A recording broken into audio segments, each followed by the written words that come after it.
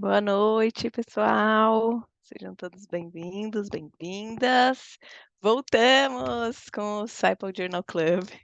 A gente estava aí meio de férias, porque nos bastidores a gente estava aqui trabalhando para organizar algumas coisas para esse semestre. É, Então, novidades para esse semestre.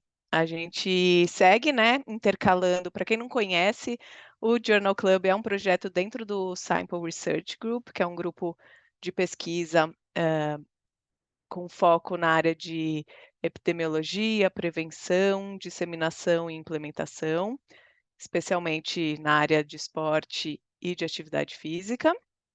É, e a gente tem aqui o objetivo de estimular o consumo e a produção de ciência. Com isso, aqui nessas reuniões, né, a gente aprimora nossas habilidades de leitura crítica dos artigos e também de conseguir aqui colocar nossas ideias e trocar sempre, né, a ideia é que todo mundo colabore com a reunião. Então, independente se é pesquisador, se é clínico, na verdade a ideia é fazer essa ponte, né, da pesquisa com a clínica e com quem mais chegar.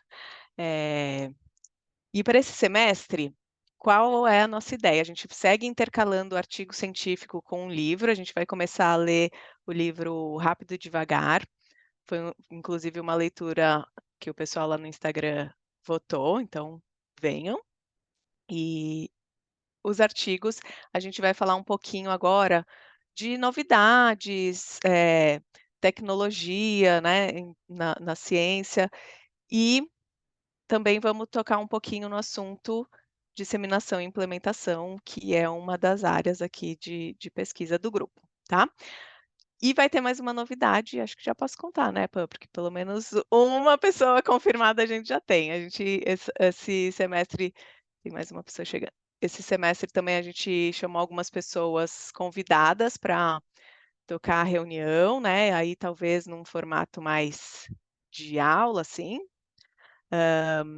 E a gente vai falar um pouco sobre saúde também, né? Saúde, atividade física, porque a gente sempre focou muito em prevenção de lesão, em lesão, e a gente quer agora aumentar um pouquinho o escopo e trazer esse outro olhar também de, de olhar um pouco para a saúde para além das lesões, tá bom? Hoje a gente tem um artigo, foi desafiador, hein? Não sei quem leu. Vou fazer uma tradução livre, bem livre, do título, que é o papel do quiet eye, né? Então, do tempo do o quiet eye eu entendi como olhar fixo e a localização do olhar, né? E a localização do olhar no basquete, no arremesso de 3 pontos. E é uma pesquisa aí de novo paradigma. Quem modera nossas reuniões de artigo científico é a Pamela, nossa doutoranda aqui do grupo. Fiquem muito à vontade para abrir aí microfones, contribuir. E é isso aí, bora lá. Boa reunião. Fala pessoal, boa noite. Bom, sou a Pamela, eu que vou moderar a reunião aqui. Bom, quem quiser também moderar as próximas de artigo ou de livre, o negócio tá. Qualquer pessoa do grupo lá do Sample pode ficar à vontade para moderar e tal. É só dar um toque pra gente, para que a gente possa saber que vai moderar, que vai ter alguém ali para aquele dia, né? Porque aí tem que pelo menos trazer aqui um mini resumo do artigo e tal. E é isso, teremos novidades aqui esse semestre, vamos ver como é que vai ser, mas estamos empolgados para trazer aí coisas novas, visões novas aqui pro site. Cara, esse artigo aqui, na hora que eu comecei a ler, eu fiquei, quê? Falei, gente, quem escolheu isso aqui, velho? Porque não sou da área, né, do basquete, e talvez, assim, vindo do que eu costumo ver e tal, ou ler, e vendo os meus pares fazendo, talvez eu não fosse procurar esse artigo para ler, mas acho que é legal a gente sair um pouquinho da caixa e ver onde estão sendo formuladas pesquisas, vendo coisas diferentes sobre assuntos diferentes, né? Então, quem leu o artigo, o Yuki leu, o Hugo leu, Isabela leu, alguém leu aí? Mais ou menos? Mais ou menos. Eu dei uma lida, fiquei meio assustado inicialmente também, que é algo que a gente não está acostumado.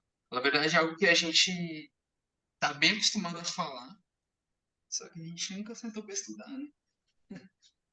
De visualizar e etc. Eu achei legal, só que eu não consegui, infelizmente, consegui ler inteiro. Eu parei algumas coisas, mas tô aqui para te ouvir. Boa. E você, Hugo, você conseguiu ler? Isabela?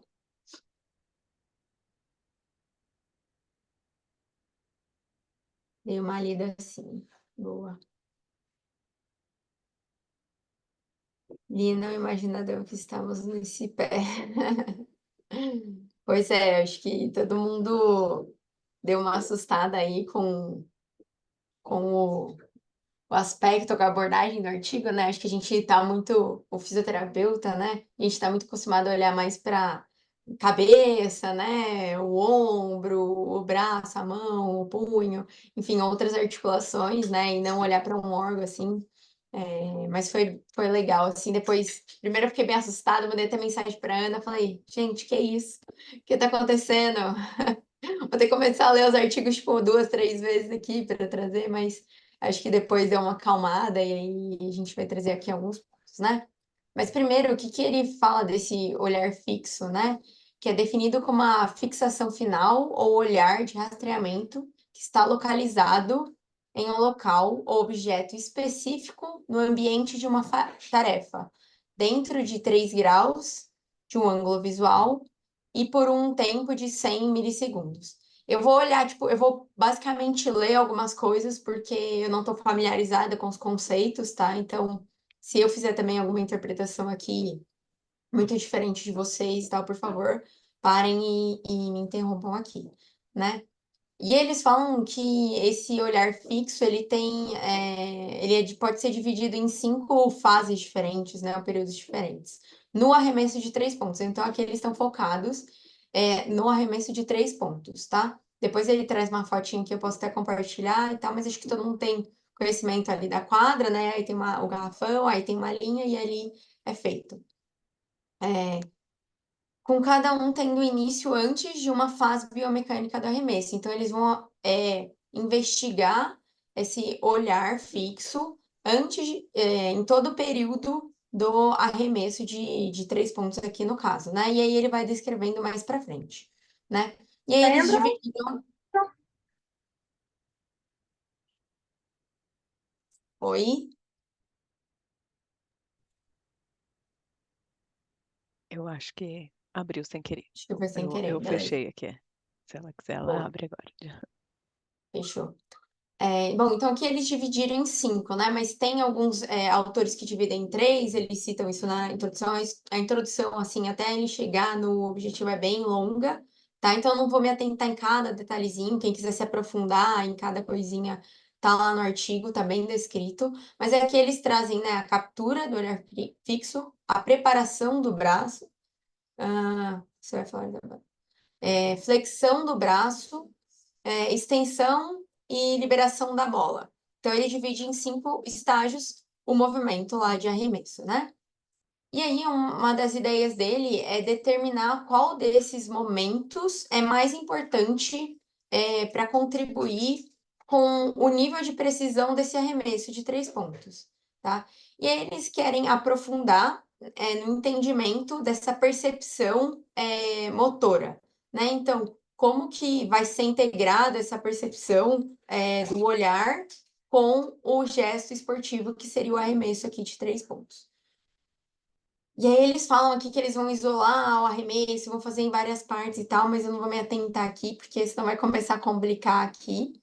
E aí eles hipotetizam que para que né, para que tenha uma melhor precisão da tarefa motora, o olhar fixo ele deve ser iniciado num tempo maior, em um local específico. Então, não seria só uma olhadinha. Ele fala que tem que ter um tempo maior para você olhar fixamente, aí você conseguir fazer um arremesso com mais precisão, tá? E aí ele traz algumas questões do cérebro, de integração motora com o olhar e tal, alguns caminhos que eu acho que não cabe a gente falar aqui, né?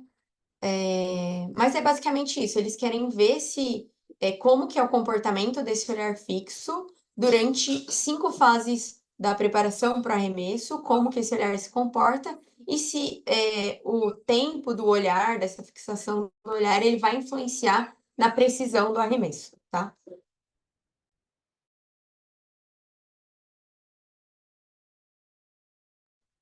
Perdão, gente. Cheguei que foi um espirro, tá? E aí ele traz alguns pontos, né? Ele traz que existe uma incerteza. Peraí, vou fechar aqui a porta.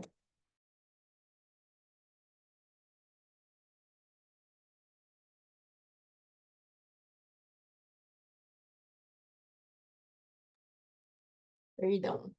Bom, e aí ele fala que existe uma incerteza sobre o papel dessa visão, né, em 3 áreas, que o momento da visão, se é cedo demais ou tarde demais, para onde essa visão ela é apontada, no centro do aro ou em outro local do aro, e como que essa precisão, né, do olhar ela vai ser influenciada tendo ou não uma pessoa ali, né, da defesa, você sendo ameaçado, digamos assim, por alguém tentando roubar essa bola, né? E eles falam que tem 2 vertentes que falam que o olhar fixo, né? Uma que é o olhar fixo, né? E que essas fixações do olhar elas ocorrem no início da ação do arremesso, do gesto do arremesso, e outras que vão mais para o olhar tardio, antes que a bola saia da mão, seja liberada da mão. E aí, teoricamente, os resultados que vem trazendo isso aí, né? Então, os estudos vêm trazendo que o olhar fixo ele suporta um programa motor de controle. Então, embasado nisso, né, em um circuito aberto no qual essa rede neural de aprendizado ou programa motor ela é ativada e o movimento é realizado sem uso do feedback visual contínuo ao alvo. Então, você olha, o seu sistema já entende, já prepara o movimento, né? Porém, uma outra abordagem, elas falam que as estruturas percebidas no campo de visão, elas são suficientes para orientar o comportamento motor de maneira contínua sem referência de estruturas ou rede neurais internas. Então, a gente tem diferentes vertentes, assim, quase que opostas, né? Falando. E aí ele fala que o primeiro, teve um estudo que foi realizado de lance livre no basquete, descobriu que os jogadores de elite, eles fixavam o olhar no aro, isso de forma antecipada, digamos assim, né? Então, vamos falar tardio e antecipado, talvez fique mais fácil. E aí, outros estudos confirmaram esses resultados, né, com atletas também de basquete, assim, de elite, mas que e de uma alta e menor qualificação. Então, atletas profissionais e também estudantes de universidade que jogavam nos times universitários. E aí, eles trouxeram também outros aspectos dos outros estudos, que que condições de ansiedade, né? Em novatos, eles eram mais influenciados. Então, se você tinha uma pressão ali, isso gerava uma ansiedade e aí eles não conseguiam performar tão bem nesse arremesso, tá? E que aí tem alguns modelos perceptuais, cognitivos, neurais, eles foram propostos a partir desses primeiros estudos, tá? E também algumas teorias, que é teoria do controle e atenção e processamento, ventral e dorsal, a hipótese de inibição e da atividade ocular. Então ele vai para uma coisa meio de integração, né, de cérebro, o olhar, outras percepções que a gente não está acostumada a falar tanto aqui, né? Mas vamos tentar desvendar aí esse artigo. O que mais aqui que eu tirei? Ah, e aí eles mostram também, eles trazem, isso aqui eles estão trazendo a literatura do que existe, tá? Então, como a gente não está acostumado, eu resolvi me estender um pouquinho mais nisso aqui, né? E aí, outros estudos também perceberam que tem as possibilidades no ambiente e organiza os seus movimentos à medida que ele se move usando a visão para isso. E que o padrão de movimento visual do olho, ele também informa sobre o movimento e imobilidade, direção para direção. Então, outros autores mostraram que o olhar, ele vai, sim, meio que direcionar com integrações neurais para onde que a gente vai fazer esse gesto, tá? E também traz que o atraso visomotor, que é a duração necessária para que a informação visual seja transformada seja usada no controle motor, eles também foram meio que comprovados, né? Mas o que ele traz aqui no final é que ainda não tem uma evidência robusta para bater o martelo em uma ou outra teoria. Então, tem alguns estudos que corroboram com isso do olhar fixo, que ele é importante, que o olhar mais cedo, o olhar tardio. Então, tem muita evidência contrastante aqui. Então, não dá para saber muito bem para onde a gente tem que olhar. Então, eles vêm produzindo evidências nisso ainda. E que no arremesso de basquete identificou 2 estilos de arremesso: o estilo alto, que usava informações da cesta para o lançamento da bola, e o estilo baixo, que durante o estilo baixo, os arremessadores mais sêniores, assim, eles pareciam comparativamente longos, os arremessos mais longos, então eles jogavam diferente, arremessavam diferente. Ele não trouxe aqui nenhuma imagem, então, para mim, eu fico só no imaginário, assim, se alguém tiver algum exemplo, quiser ilustrar aqui, fique à vontade, por favor. Mas que os jogadores, eles usavam estilos diferentes e que também a evidência não consegue distinguir, né? Que alguns resultados mostram que o olhar tardio é fundamental para um arremesso, no fim, bem sucedido e com mais precisão. Então, ainda é isso. Aqui a gente vai tentar ver, eles querem mostrar se o olhar fixo ele vai influenciar e para onde que esse olhar tá sendo, né? Numa região mais anterior, central, posterior do aro ou em algum outro local. E aí também que tem algumas localizações das fixações. Então, aonde, né, que eu acabei de falar, onde que fixou, né, em que região do aro ou da tabela foi fixado esse olhar. Tem investigações sobre isso. Ele vai trazer esse aspecto aqui no estudo também. E também em que região, em que momento e aonde está olhando. Então, onde que o gesto motor está e onde que esse olhar está. Então, ele faz essas análises aqui no estudo também. Então, por exemplo, para onde que ele olhou? Para a bola, para a mão, para o chão, para a parte frontal do aro, para a parte do meio do aro, para a tabela ali. Se ele olhou para algum outro lugar fora desse local, né? Então, ele também faz essa investigação num todo. E que alguns autores relataram aqueles 5 locais do aro, tá? Então, primeiro a gente tinha falado dos movimentos, né? De extensão, flexão do braço, cotovelo, enfim, punho. E também tem essa parte do olhar fixo, que seria a parte dianteira do braço, que foi o que eles adotaram aqui, parte dianteira do aro, traseira do aro, esquerda do aro, direita do aro e a tabela em si, tá? E que eles estão usando isso porque alguns autores descobriram que os jogadores aumentaram seu percentual quando eles olhavam para a parte posterior do aro, tá? Alguma consideração, gente? E aí ele traz a importância do tempo, né? Então, às vezes, e ainda não se sabe muito bem, se olhar por mais tempo fixamente para um local, você vai aumentar a precisão. Ou se olhar mais rápido, mais curto, ele vai te trazer uma percepção, tá? Deixa eu ver aqui.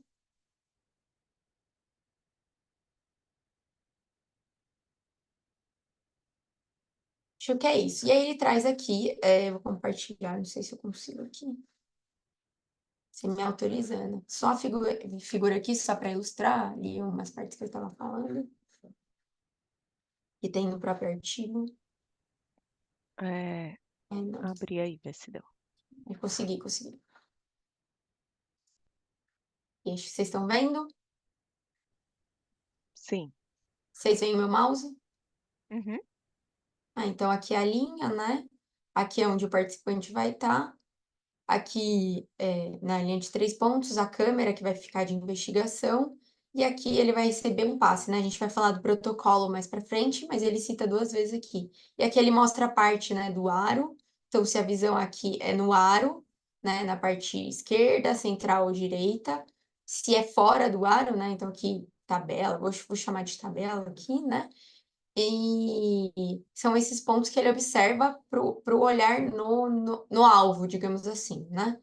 E aqui ele recebe, então, uma bola de uma pessoa treinada, aí alguns arremessos são livres e outros ele vai ter um defensor que vai ameaçar ele aqui, né? E a gente vai falar disso um pouquinho mais à frente, tá?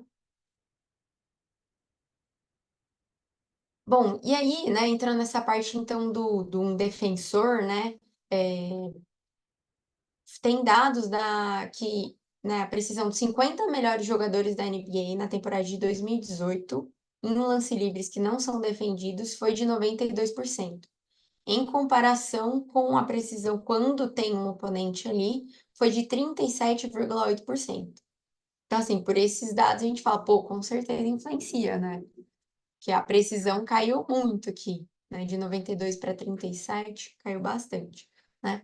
E aí, tem alguns estudos, acho que um aqui, descobriram que os jogadores que tiveram as maiores pontuações de precisão tiveram uma duração do olhar fixo mais longa na condição defendida e não defendida, enquanto o grupo de pontuação mais baixa teve uma duração mais longa apenas quando ele tinha um oponente. Então, a gente vê essa diferença também do tempo de fixação do olhar, que isso também pode ser influenciado quando você está numa posição defendida e não defendida, além da precisão também, então tá tudo ali interligado.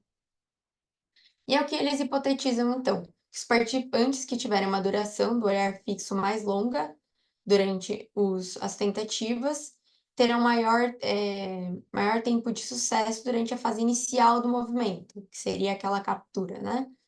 Em vez de durante a fase posterior, que seria a extensão do braço e liberação da bola. E também eles esperam que o controle ali da pessoa, ele meio que ali centrado, autocentrado, assim, do olhar fixo no centro do aro, ele vai atribuir para melhor desempenho nas fixações locais não centrais. E que o defensor terá um impacto negativo na precisão do arremesso, consistindo com a literatura que já existe. E aí, o que ele fez? Ele pegou 12 homens, tá? Com uma média de 22 anos. Aí ele pegou pessoas da universidade ou semiprofissionais que tiveram ali na última temporada uma precisão acima de 30, na mediana aqui, na média, de 30% de precisão nos arremessos, tá? Então, ele pegaram pessoas ali da universidade, semiprofissionais e que tinham uma precisão acima, na média, de 30% de precisão. Aí eles pegaram o termo de consentimento, né? Foi aprovado no CEP esse estudo, que a gente sempre fala, né? Estudo com seres humanos aqui, ter o consentimento dessas pessoas, e também passar no comitê de ética e tudo mais.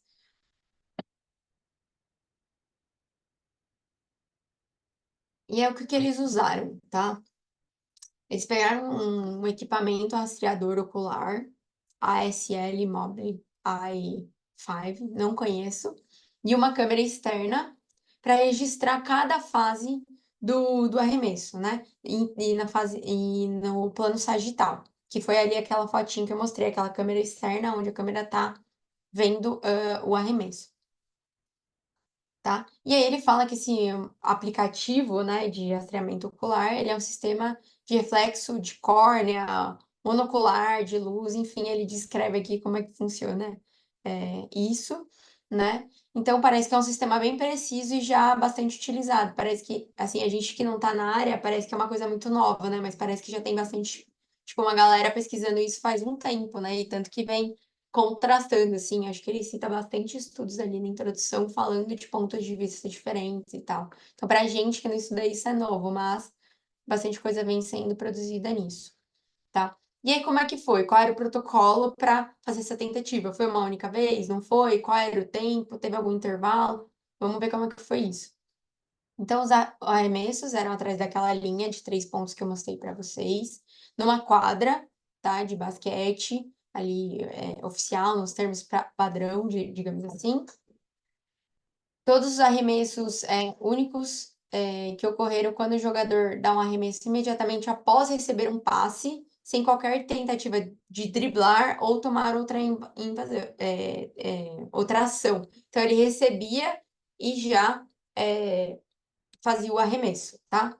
Eles foram instruídos a dar um passo à frente para receber a bola e logo arremessar com a maior precisão possível por trás da linha de 3 pontos. Esse passe, né, ele foi entregue por um jogador ou treinador altamente qualificado, que também atuou como defensor. Então, teve algumas tentativas, né, que não foram defendidas, então ele só passava a bola, e algumas ele passava e já ia tomar um ato ali para defender. Após o aquecimento, um pré-teste foi realizado sem rastreio ocular, seguido pela adaptação e rastreio ocular, realização de 3 a 5 testes práticos até ficarem confortáveis. Então, para ajustar a câmera, né, a gente vê muito isso. Quando a gente precisa calibrar algum sistema de avaliação, algum aplicativo, alguma coisa, a gente às vezes faz alguns testes antes de fato executar, né, o que precisa ser feito de fato.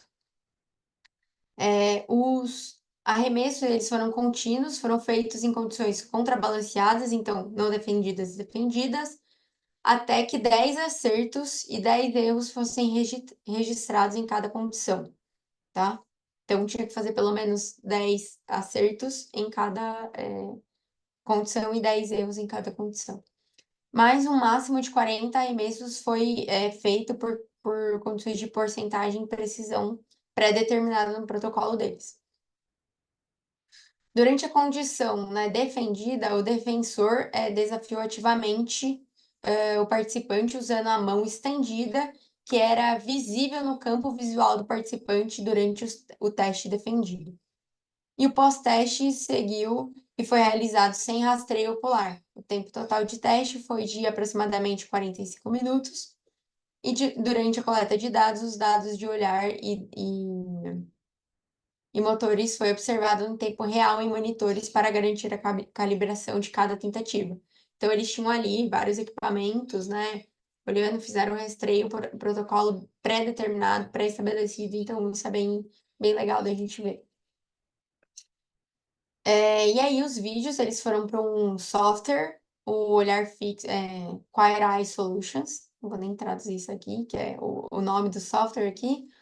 E aí, teve um total de 430 testes que foram codificados, né? E o máximo que poderia ter acontecido era 480. 50 testes não foram incluídos por dificuldades técnicas com o rastreio ocular ou a câmera durante a coleta de dados. Um número igual de acertos e erros foi incluído para cada participante, por condição, né? Então, defendida ou não defendida. O conjunto de dados final constitui 215 acertos e 215 erros, e 218 testes não defendidos e 212 defendidos. Tá? Então, bastante coisa ali. Ele tem bastante dado aí para ver.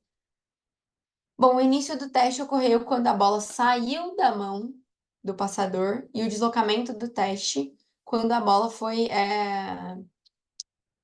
liberada, né? O encerramento do teste quando a bola foi liberada dos dedos do participante, né? Então, desde o momento que o passador fez o gesto e até o final da liberação da bola. Aí ele fala aqui, até o enquadramento, ele detalha bem essa parte, tá? Ele fala, o primeiro enquadramento, ali, a primeira fase foi feita assim, assim, assim, assado. Então, ele descreve bem essa parte também lá. Mas essa é como foi feito. Então, o passador passou a bola, a partir do momento que fez esse passe, ele já começa a fazer toda a análise ocular e dos movimentos pela câmera, e até a bola sair da mão de quem tá ali atacando ou arremessando, tá?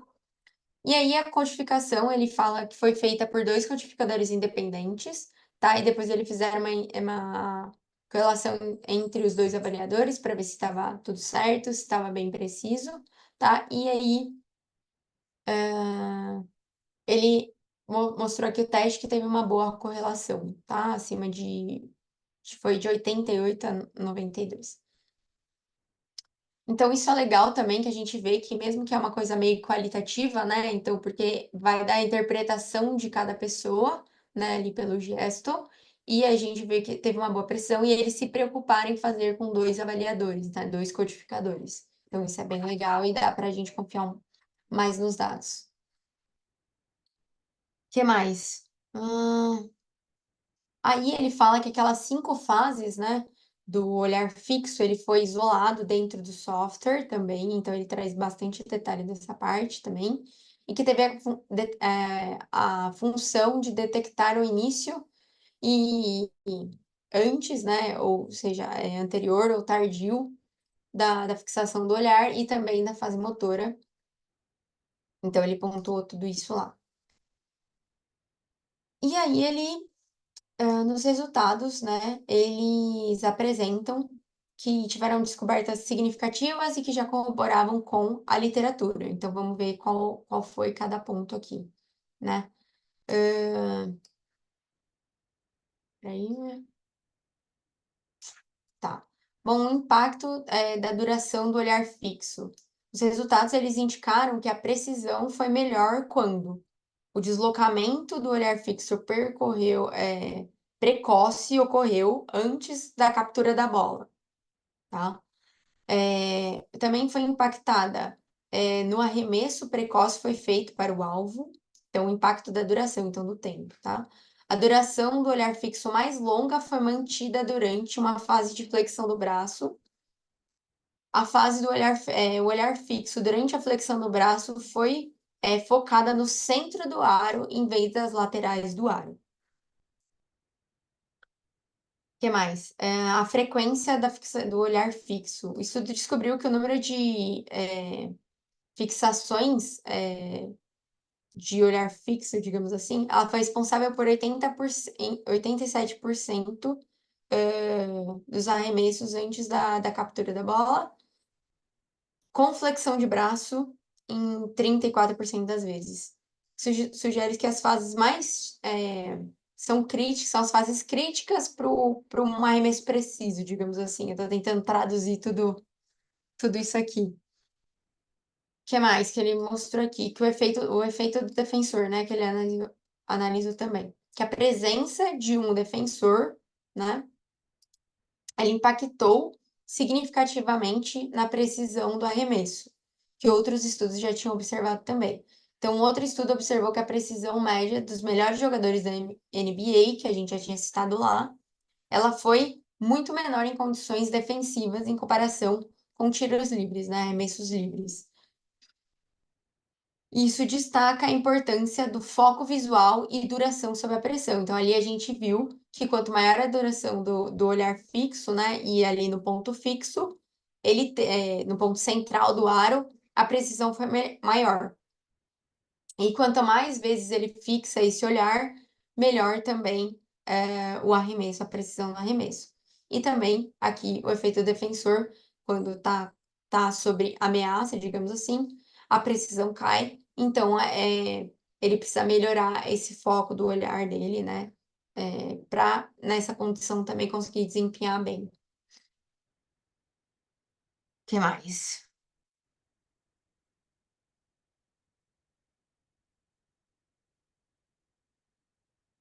Aqui eles falam também, né? Eles tentam determinar o momento ideal, né? Então, do movimento e a fixação do olhar. Qual que seria o momento ideal para fixar esse olhar, né? E aí eles falam que seria durante uma flexão do braço. Aí eu fico pensando, tipo, como que eu vou fazer meu cérebro coordenar a fixação, o momento que eu olho, sabe? Junto com o momento que eu vou fazer o gesto, iniciar o gesto, né? Isso eu fico pensando aqui na gente agora, tentando trazer para o nosso âmbito, né? Como treinar esse movimento, né? A gente sempre fala de fazer um gesto esportivo mais natural, né? Mais leve, que a gente já viu que isso às vezes impacta, né, nas lesões e tal. E aí eu fico pensando, como que a gente, tipo, faria esse treinamento se ele não ficaria meio robotizado, né? E até diminuiria ou, sei lá, geraria outras sobrecargas, um estresse, sei lá. Pensando agora, trazendo o que a gente geralmente tenta discutir aqui no grupo, né? Eu sinceramente, fico tentando em como implementar isso. Beleza, você tem que ter uma precisão, então talvez treinar ali o momento que você olha para o aro, como você olha e tal, mas juntar tudo isso com o momento do gesto, eu acho difícil. Talvez ali treinar isso precocemente, mas como treinar, como alinhar o movimento com a precisão, né?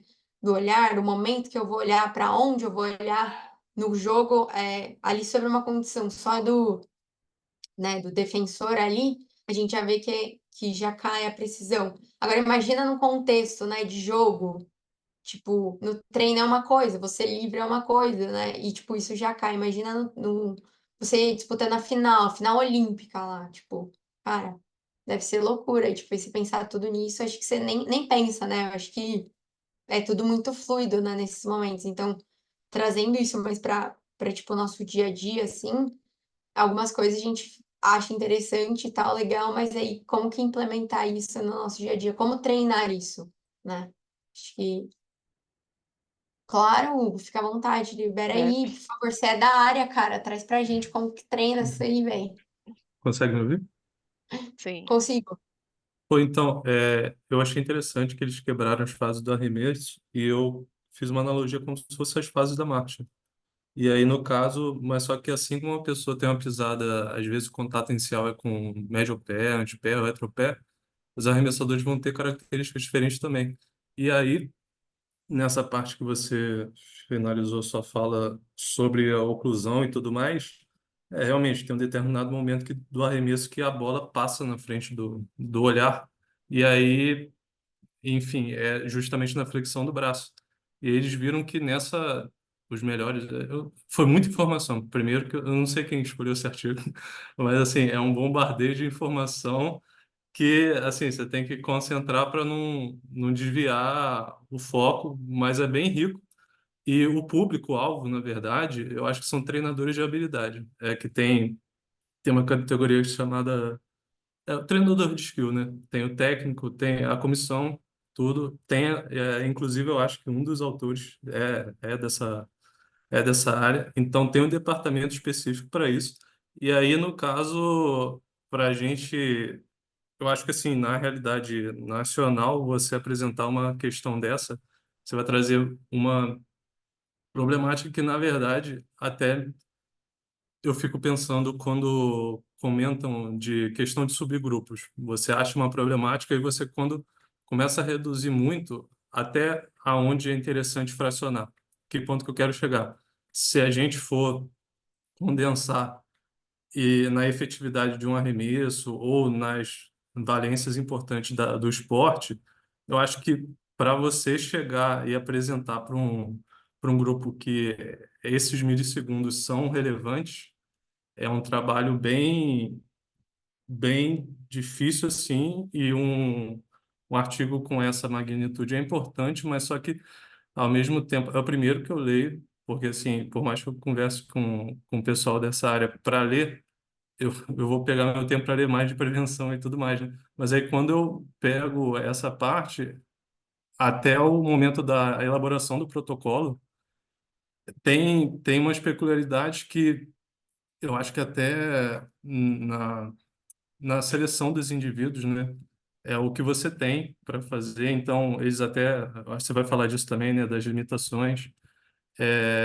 Quando eles escolhem um N que talvez não seja representativo, e também, como você falou, eu não sou da área e tudo mais, mas você tá explanando bem, e tal. Só um ponto que é interessante botar, porque que eles colocaram um arremesso de três, é porque eles até citaram um atleta aí que todo mundo vai saber qual é o nome, mas tem uma febre, que é a marca, e também tem uma ideia que talvez seja equivocada, que qualquer um pode melhorar o seu arremesso, quando na verdade, se você for olhar para a altura, que é uma seletividade do basquete, você não consegue crescer.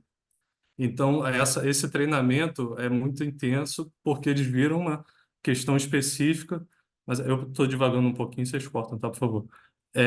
Mas aí na questão, só botando aí na parte prática, eu acho que, por exemplo, botar, voltando aqui para pragmatismo, essa parte do treinamento, como você falou, até a questão do defensor, eu achei, só para fechar aqui de uma maneira mais racional, a parte interessante é que assim como a gente bota protocolo de prevenção de lesão, no finalzinho do artigo, eu sei que você vai comentar disso, mas só para antecipar, eles botaram como se fosse um protocolozinho de treino, tem umas etapazinhas lá, mas só que Cara, na pode verdade, falar aí. Porque eu não sei se vai dar tempo de eu falar tudo, não. Então pode adiantar aí o assunto. Você vai falar com mais propriedade que eu até. Fica à vontade, Hugo.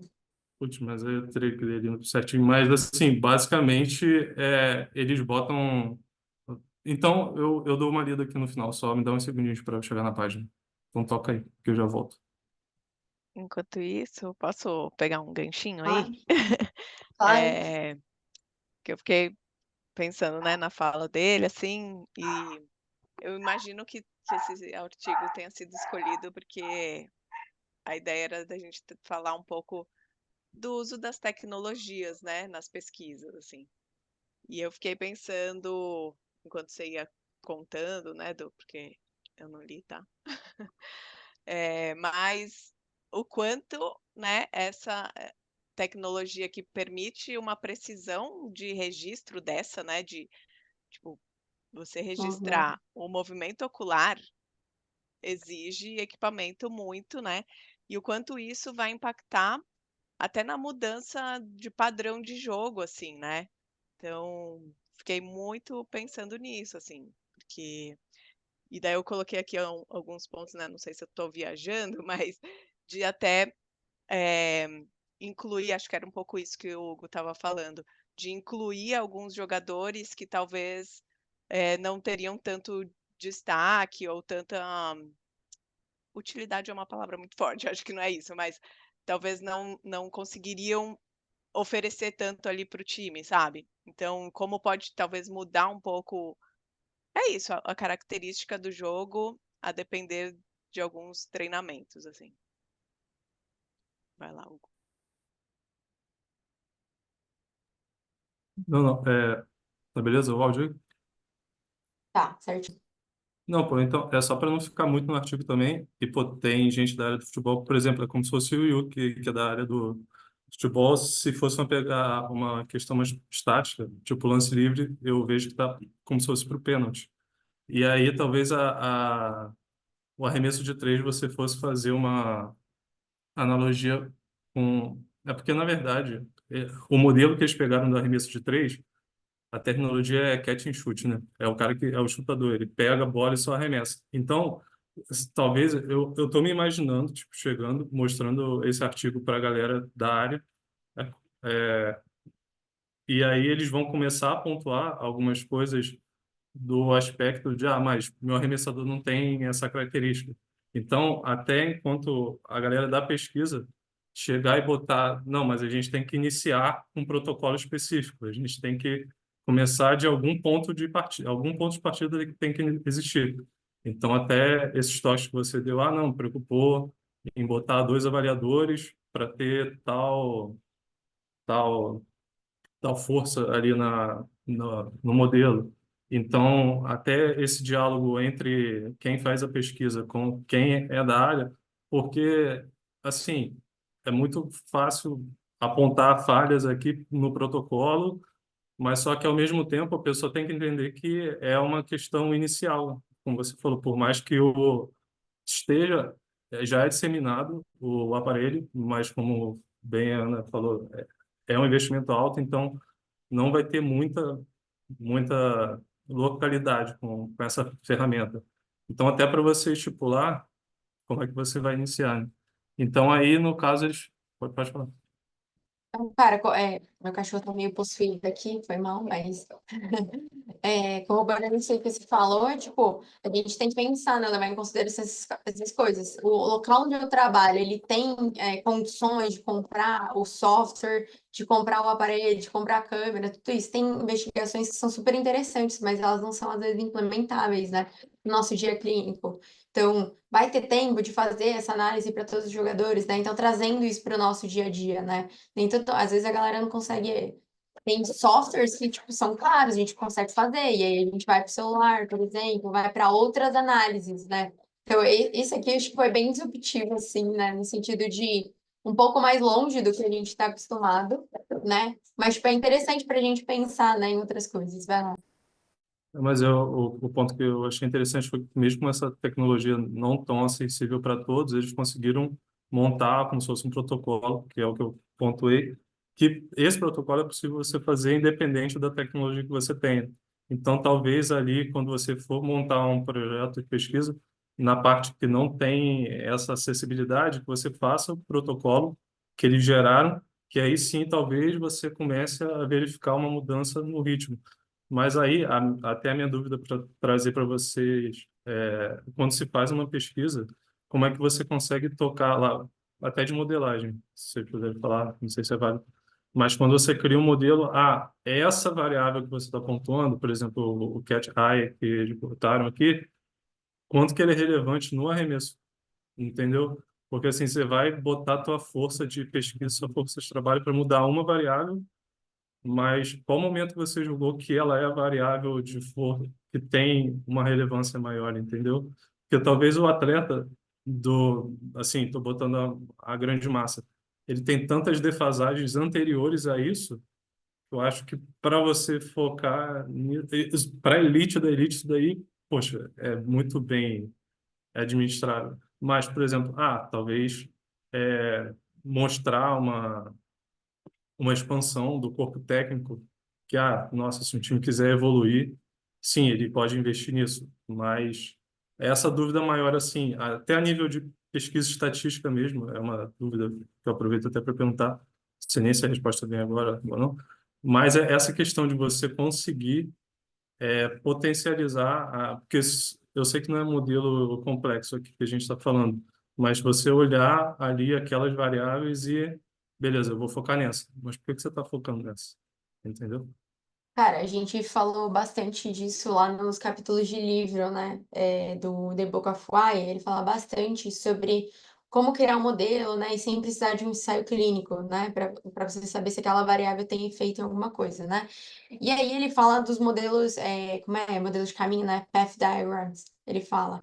E aí ele fala da importância de todo estudo que você for fazer, você entender muito bem da literatura, para você ver o que a literatura está indicando e aí você ir testando e colocando nesse diagrama.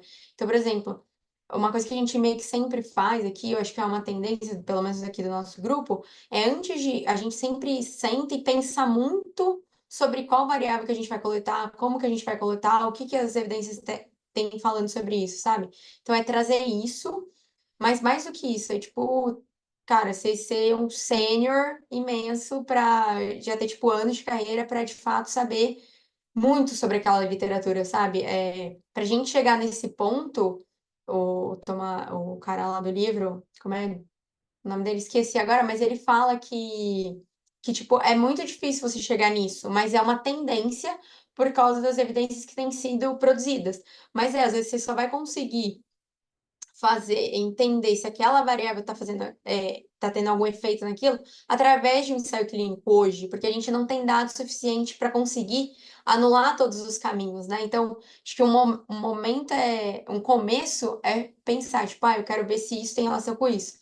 Mas o que tem relação com isso? E colocando, sabe? E criando esse diagrama para você tentar entender.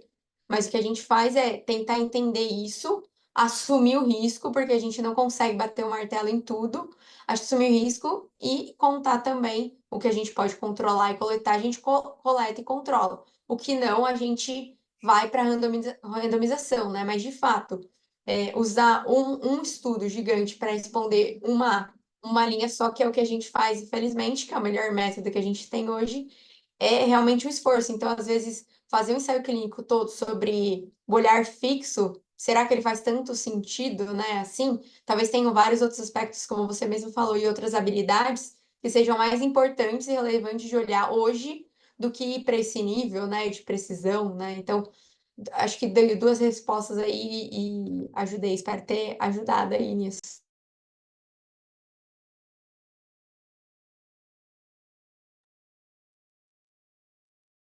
Bom, mais alguma coisa aí? Foi?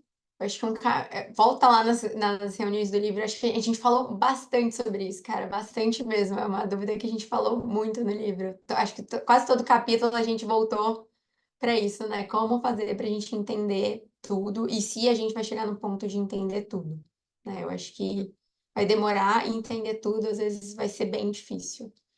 E aí a gente tem que assumir alguns riscos e ir para também ajuda estatística no final, né? Então fazer o melhor protocolo possível e usar a melhor análise que você puder ali, tá?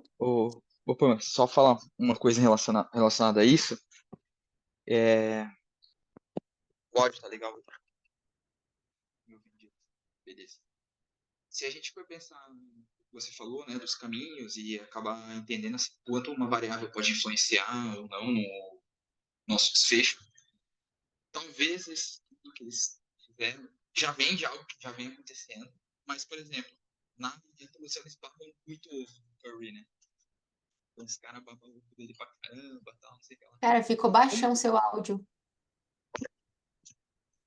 E aí, Ó, porra, melhorou? muito Melhorou? melhor. Tá. Então, eu não sei- vou voltar um pouco. Como a gente falou da interferência das variáveis, né, num desfecho ou não, que tem que levar em conta os estudos, mas também expertise, né, com toda certeza. Na introdução vocês veem que eles babam bastante ovo do Curry, né, que é um cara que acerta muito arremesso e tal. Apesar da gente ver que já tem alguns estudos relacionados a isso, com o olhar e tal, talvez uma observação do gesto dele que levou essa curiosidade deles a testarem no lance de três, entendeu? Então, pode ser que essa variável do olhar tenha vindo simplesmente da observação desse cara que é, tipo, sensacional no lance de três, sabe? Então, mais uma vez, tipo, talvez uma expertise tentando escolher uma variável que pode influenciar ou não. E assim, e apesar de a gente estar falando, eu não concordo também de treinar algo específico, tão específico como isso, você colocar um aparelho que eles utilizaram, você não tem adaptação. Ah, beleza, eles fizeram testes, um período de adaptação, mas não é a mesma coisa. Meu, eu jogava futebol, eu treinava sem caneleira. Os jogadores treinam sem caneleira, tá? Eles não usam, porque eles não gostam, porque falam que atrapalha. Só usam no jogo porque é obrigação. E realmente, uma caneleira na tua canela atrapalha. Tipo, você se sente incomodado. Agora, imagina um equipamento no teu rosto, pra você fazer alguma atividade. Tipo, é diferente também, entendeu? Então, tipo, eu não sou tão a favor desse tipo de abordagem, mas num nível tão alto, talvez esse olhar, assim, seja a diferença, né, para acertar ou não, porque o nível dos caras são muito altos, né? Então eu acho que a gente tem que aquilo lá, né? Tipo, ver os prós e os contras, mas eu acho que no contexto tudo que eles falam sim, é para ser levado em consideração. Agora a gente não sabe o quanto ou não, né? É isso, a gente sempre fala. Vai lá, Hugo, vai lá. Não, só para aproveitar que ele citou o nome aí do jogador. Aí, na verdade, toda vez que vocês vão criar uma discussão, vocês comentam assim, o mundo real e o possível, tem sempre essa tomada, essa frase. Então, assim, eu penso, se a tomada se o mundo real é esse jogador, então você não poderia já, entre aspas, resolver essa problemática que você pega, óbvio que isso não é possível, porque a acessibilidade é difícil, mas a partir do momento que você pega o extremo do extremo ali, já meio que resolveria. Não sei se é dessa maneira, mas se você partiu o seu olhar, a sua premissa é a partir dali, se você conseguir pegar e já é como se fosse um estudo de validade interna, mas só que não sei se eu me fiz entender. Tipo, você tá querendo dizer que pegou um mundo muito pequenininho, né? Poucas pessoas vão estar dentro disso. É isso que você quis Ele dizer? cita essa problemática também, porque quando você começa, se você nomear uma pessoa de especialista nessa tarefa que foi pontuada no artigo, declina muito dos praticantes.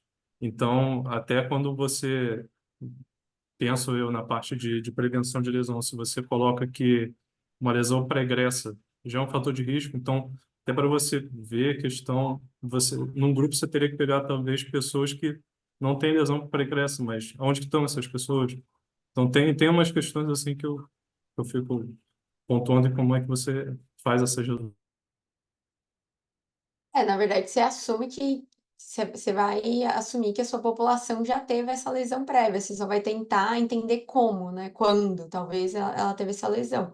Mas você sabe que essa relação vai existir, né? Ou você vai pegar a pessoa desde que nasceu e vai acompanhar ela e vai ter certeza da primeira lesão dela, para ter a lesão índex lá, ou vai assumir que essa pessoa já teve uma lesão e que dentro do meu estudo, a primeira lesão dela vai ser aquela que ela registrar para mim, e a partir dali eu vou acompanhar ela, né? Então é muito do que a gente pode fazer, porque é o que está alcançável, né? Nas nossas mãos. A gente não tem como voltar lá. Quando foi a primeira lesão, entorse de tornozelo da Pamela, não tem, nem faço ideia. Talvez tenha sido eu andando, primeira vez andando, mas não tem como saber, né? Então a gente tem que adaptar isso para nossa realidade, né?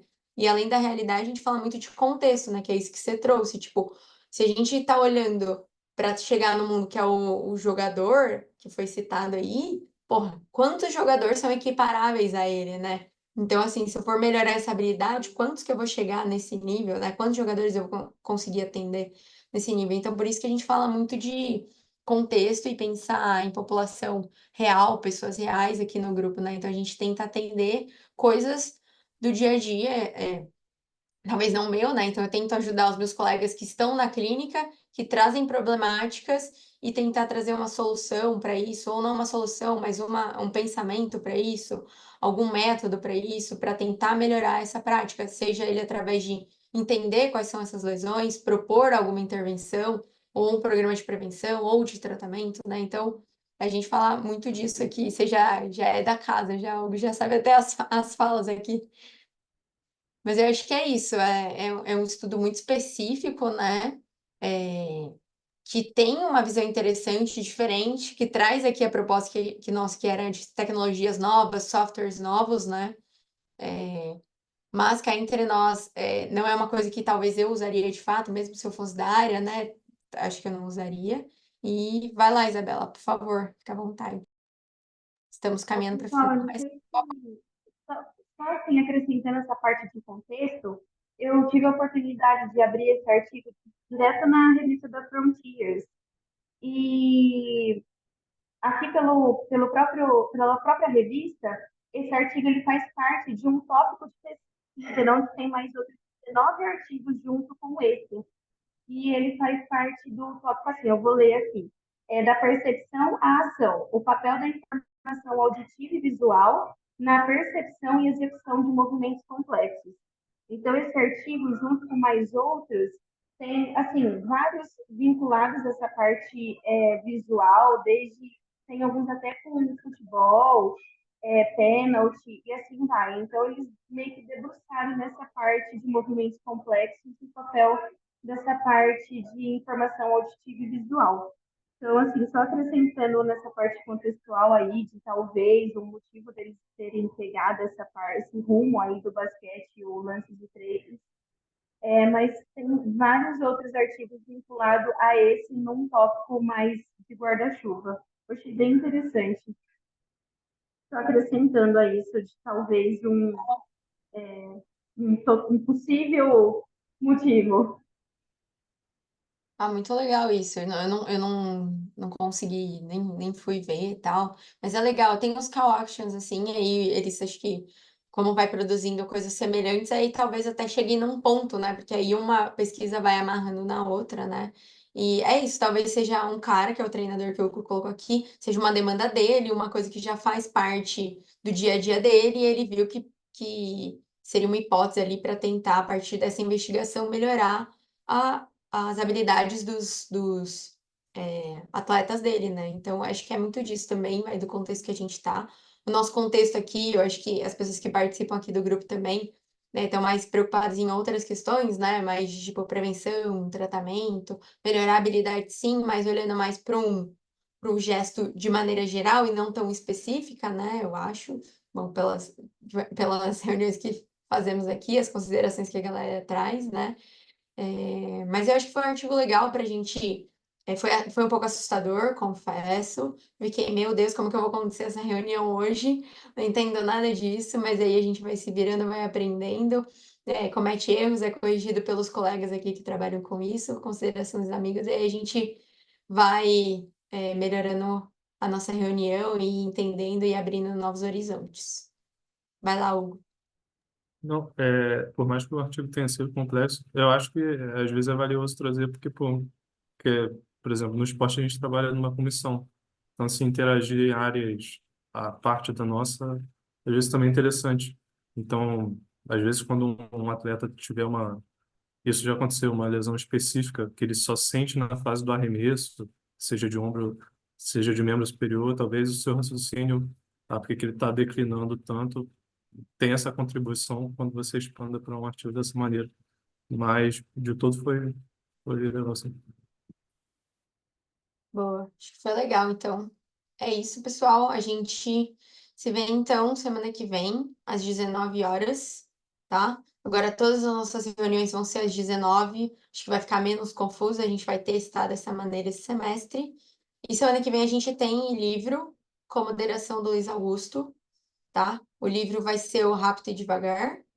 A gente manda lá no grupo qualquer coisa. Tá. Então, esse livro. Ou Depois a pede lá por gente e-mail. conversa no grupo. Fechou? Foi ótimo, gente. Adorei. Valeu.